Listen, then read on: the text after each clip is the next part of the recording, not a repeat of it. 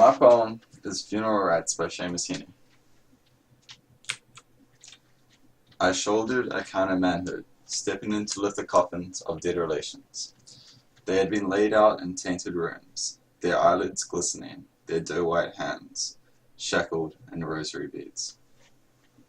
Their puffed knuckles had unwrinkled, the nails were darkened, the wrists obediently sloped. The dulse brown shroud the quilted satin cribs. I knelt courteously, admiring it all. As wax melted down and veined the candles, the flames hovering to the woman hovering behind me. And always, in a corner, the coffin lid, its nail heads dressed with little gleaming crosses. Dear soapstone masks, kissing their igloo brows, had to suffice, before the nails were sunk and the black glacier of each funeral pushed away. Now as news comes in of each neighborly murder, we pine for ceremony, customary rhythms, the temperate footsteps of a cortege winding past each blinded home. I would restore the great chambers of Boyne, prepare a sepulchre under the cubstone mass. Out of side streets and by roads, purring family cars nose into line. The whole country tunes in to the muffled drumming of 10,000 engines. Somnambulant women left behind through emptied kitchens, imagining our slow triumph towards the mounds. Quiet as a serpent in its grassy boulevard, the procession drags its tails out of the gap of the north as its head already enters the megalithic doorway. Heaney started writing this poem in 1973, a little after the conflict occurred, deemed the Troubles, was a near-civil war that started on the 5th of October 1968 in Northern Ireland.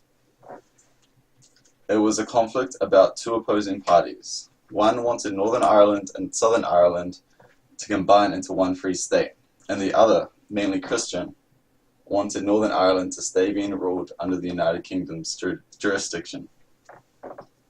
In the poem, Seamus is desperately searching for a satisfying burial for those who had passed away during the Troubles, with a legacy of a pageant or religious burial. Heaney feels as if the constant occurrence of funerals during the time had cheapened them.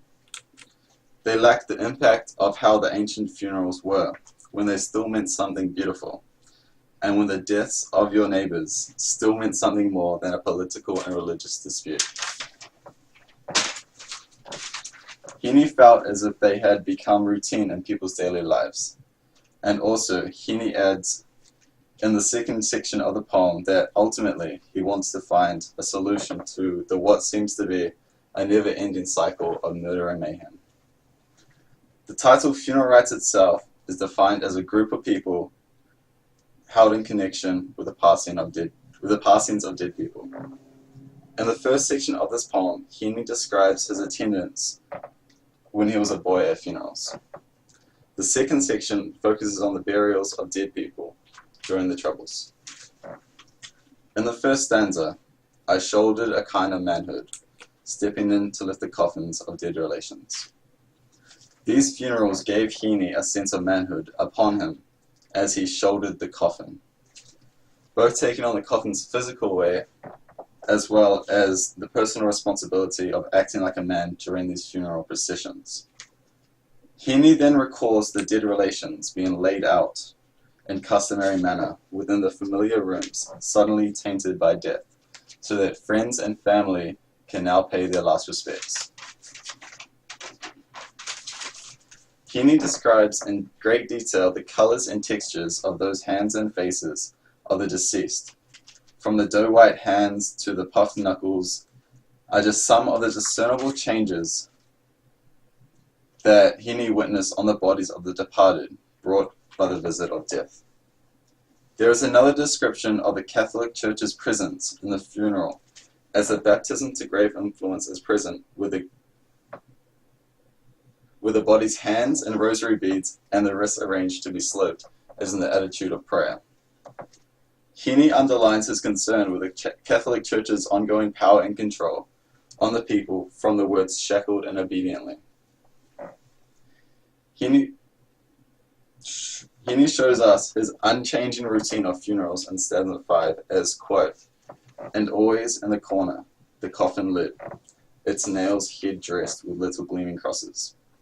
Seamus shows us how normalized these funerals had become to him by using the words always, displaying to us his knowledge of exactly where the coffin lid would be after dealing with the countless previous funerals he had attended. I especially like the metaphor in the last stanza of the first section.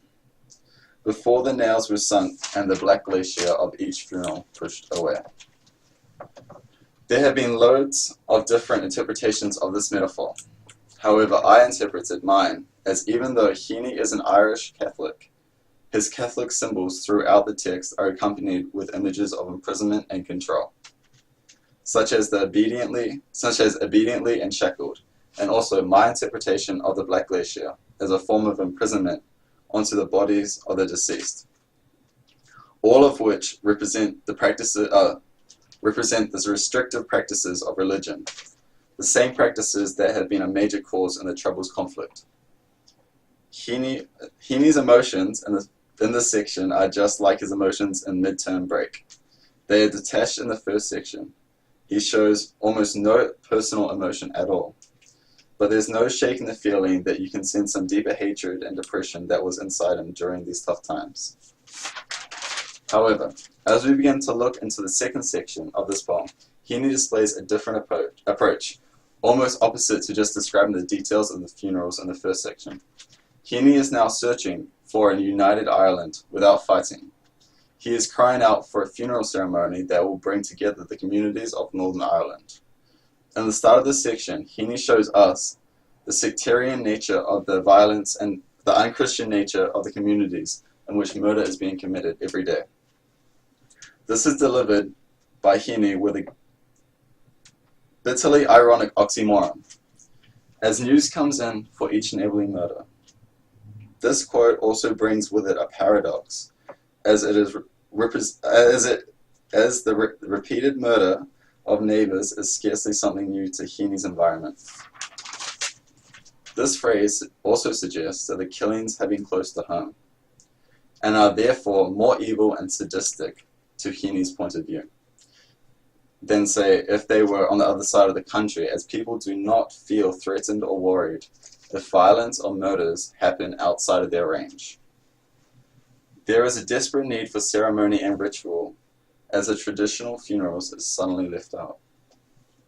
Death of this violent nature seems to lack its proper rites.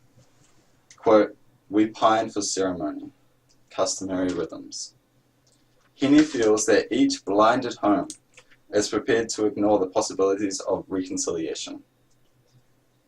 Heaney, however, wants to see the dead buried together in the great chambers of Boyne, which is in the centre of Ireland.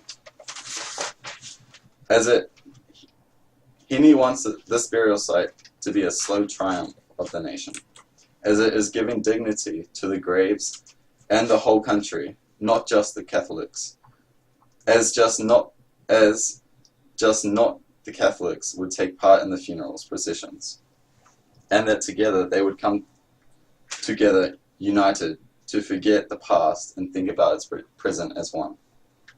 In the fourth stanza of section 2, Heaney uses the phrase, "The whole country tunes in to the muffled drumming of 10,000 engines." There were also many interpretations of this muffled drumming. I interpreted it as, the drums were muffled because these are the drums of peace. They are not the drums of war that were previously sounded all throughout the Troubles. After these drums of peace had been sounded, and the woman left behind from this conflict started imagining a slow triumph, then the funeral processions that Heaney in the first section used for the Black Glacier now turns into a metaphor of a fully capable and free snake that moves its tail from the north as its head already enters the megalithic tombs of Boyne.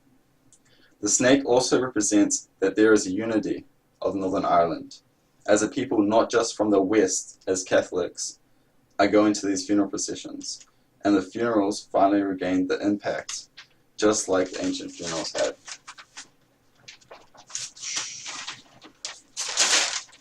Heaney has done a remarkable job at showing us the bigger picture of things.